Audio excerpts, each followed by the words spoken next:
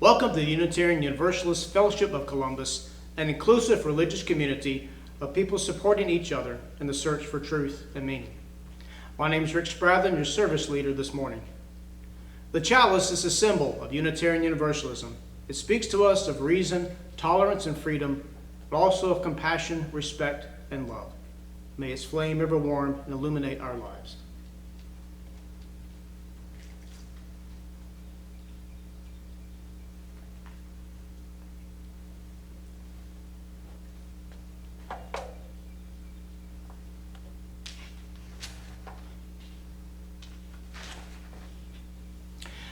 Now let us once again affirm the 7 principles which sum up the core values that Unitarian Universalist congregations support and promote.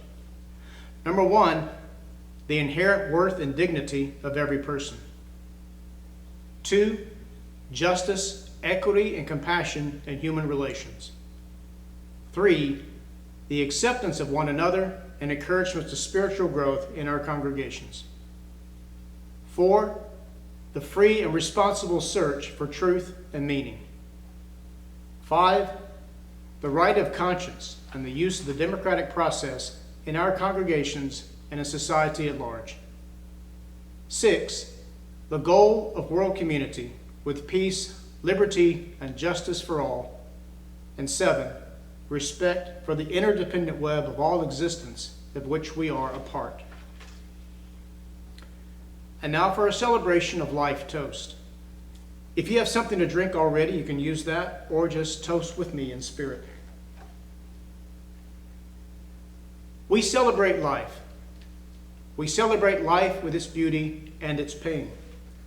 We lift these cups in tribute to the achievements of human minds and hands and in sensitivity to the frustrations of misfortune and heartache.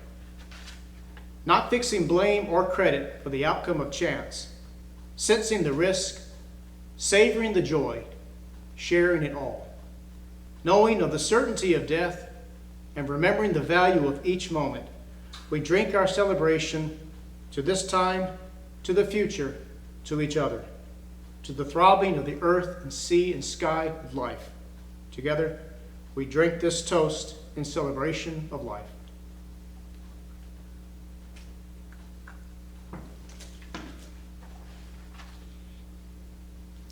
Now for our offering, if you would like to contribute, you can mail that into UU Fellowship of Columbus, Box 698, Forston, Georgia, 31808. We also have a PayPal account set up. My topic this morning is prayer. I try when I do these talks or sermons or whatever you prefer to call them, to not spend too much time pushing my own views. I try to project the multi-spiritual views of our diverse fellowship. But prayer is personal. So this morning I'll be exploring this topic with a more personal perspective. I never wanted to be an atheist. In fact, it's the last thing that I ever wanted to be. I fought against it for years. Some people describe themselves as atheists by default. They never take a real interest in theology, therefore they describe themselves as atheists. That was never me. I was raised with a deep and abiding faith. It was always a part of me. I could no more walk away from my beliefs than I could cut my own heart out. I can't point to one day or even one event where I lost my faith. It was a long, gradual road, and I fought against it every step of the way. But one day I became aware that I hadn't prayed in a long time. I wasn't praying, and I couldn't even remember how long it had been since I had prayed. I spent the next several years arguing with myself about God. But I remember what it was like. I remember what blessed assurance felt like.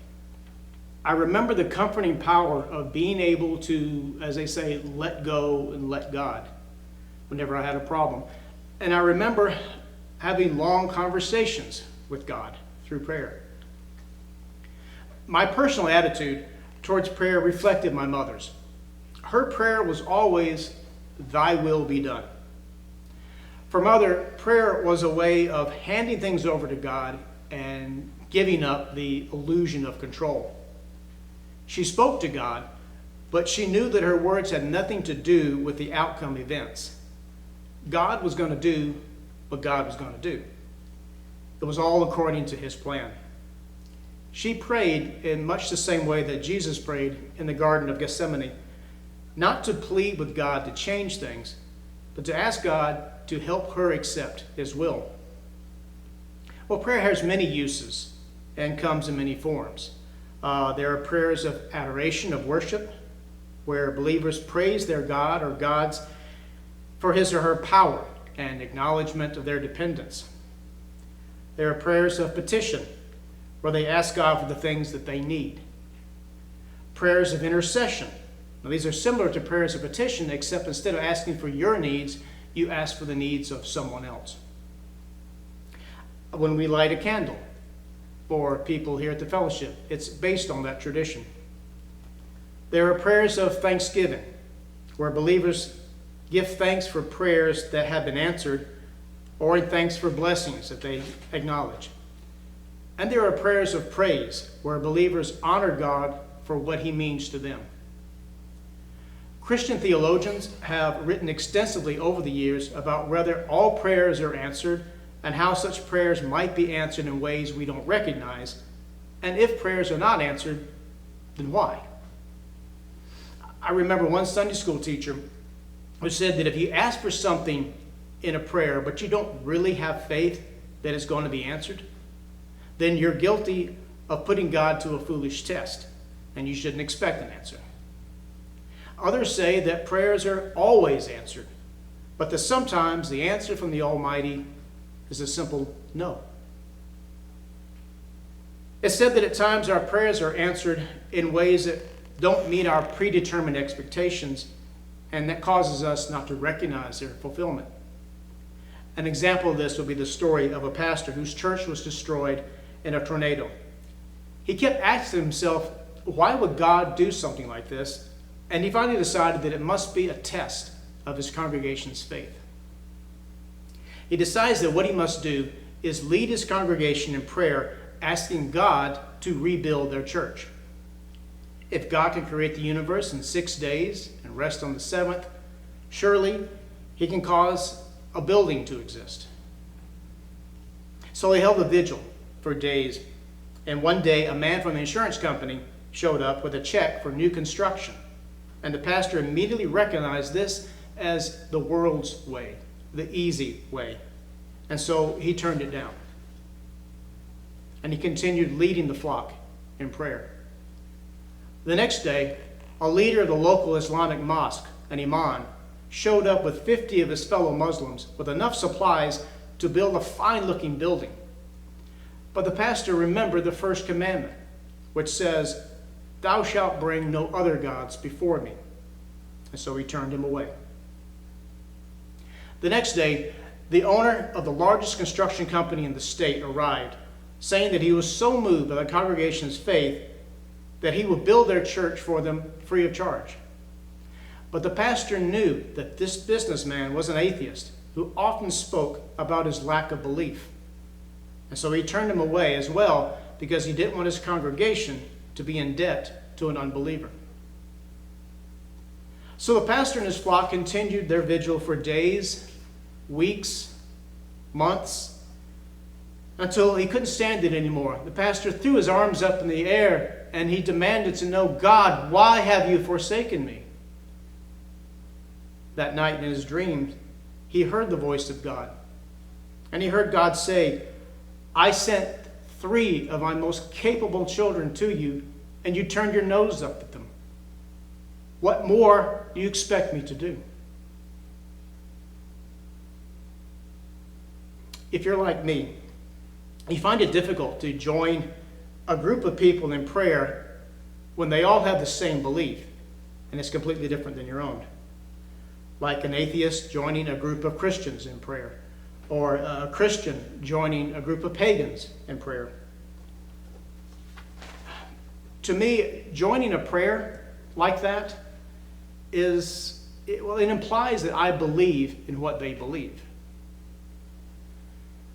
But I'm beginning to feel a little more comfortable with it.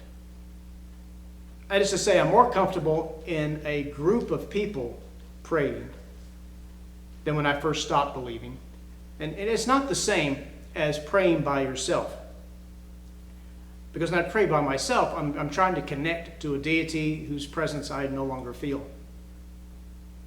But I'm beginning to feel right now a presence in group prayers that I didn't really feel before. I'm feeling the connection to the people in that group. And it's easier when it's a spiritually diverse group, such as a group of Unitarians. In a group like ours, I know I can define the word God as I feel that it truly is. That feeling inside you that makes you want to be a better person. I'm beginning to see the value of prayer from its humanistic perspective. The social cohesion that can be built through prayer. I'm beginning to believe that being a supportive member of a community is more important than trying to be right. If the Christians, Jews, Buddhists, and pagans of this UU fellowship can accept me as an atheist, then maybe it won't hurt me sometimes to suspend my disbelief long enough to join them in prayer, if for no other reason than to help build our beloved community. I'd like to close with a Christian prayer, a Native American prayer, a Scandinavian prayer, and a humanist prayer, just to give a feel for the variety of what's out there. Now, the first one is known by Catholics as the Our Father, and also as the Lord's Prayer. Protestants only use the name Lord's Prayer. It comes from the Gospel of Matthew, chapter 6. Catholics usually recite only what is in the Gospel itself, while Protestants like to add a doxology at the end that I'll be using. It goes like this. Our Father, which art in heaven, hallowed be thy name. Thy kingdom come, thy will be done, on earth as it is in heaven.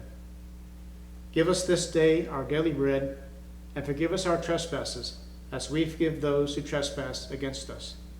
Lead us not in temptation, but deliver us from evil. And the Catholics at this point would say Amen, while the Protestants would continue. For thine is the kingdom, the power, and the glory, forever and ever. Amen. Our next prayer was translated into English back in 1887 by Chief Yellow Lark of the Lakota Sioux. O great Spirit, whose voice I hear in the winds, and whose breath gives life to all the world, hear me. I need your strength and wisdom. Let me walk in beauty, and make my eyes ever hold the red and purple sunset. Make my hands respect the things you have made, and my ears sharp to hear your voice. Make me wise so that I may understand the things you have taught my people.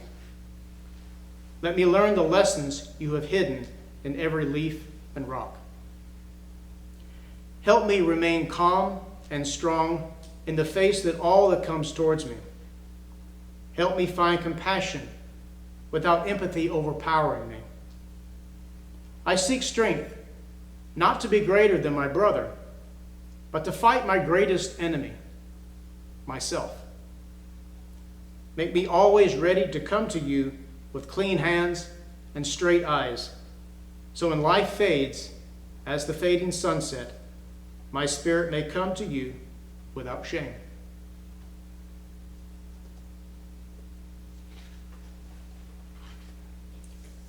Our next example is a traditional prayer from Scandinavia, a prayer to Odin, the All-Father. Hail, All-Father, wise warrior, one-eyed wanderer. Come sit at my fire. Tell me your wisdom stories. the scenes your missing eye sees. You who chooses the slain, look on my deeds, and when my time comes to run the sky with you, let my end be worthy of song. In the meantime, let me feel excitement and poetry and fury and joy. Let me understand sacrifice, think long, remember well, and journey far. Odin, witness this.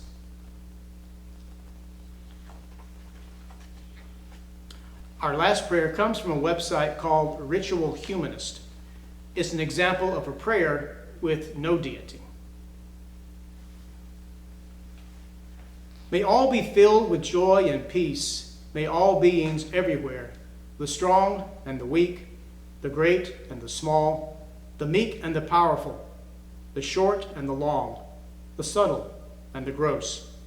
May all beings everywhere, both seen and unseen, dwelling nearby or far away. Let no one deceive another. Let no one anywhere despise another. Let no one out of anger or resentment wish suffering to anyone at all. Just as a mother with her child, her only child, protects him from hurt, so within yourself let grow a boundless love for all creatures. Thank you for listening. And a quick reminder, this is our third Sunday, and as is our tradition, the third Sunday we give away the plate. So any contribution that you mail in, if it is this work until further notice, repeating, okay. I had to read that fast. Okay.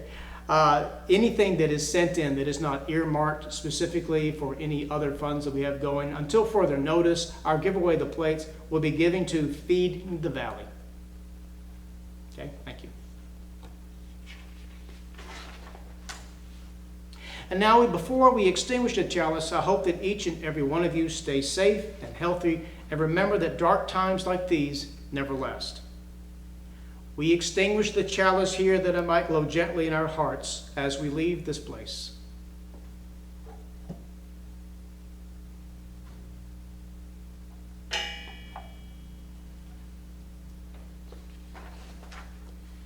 And now, even though we are apart, if you would please join me in spirit for our closing words.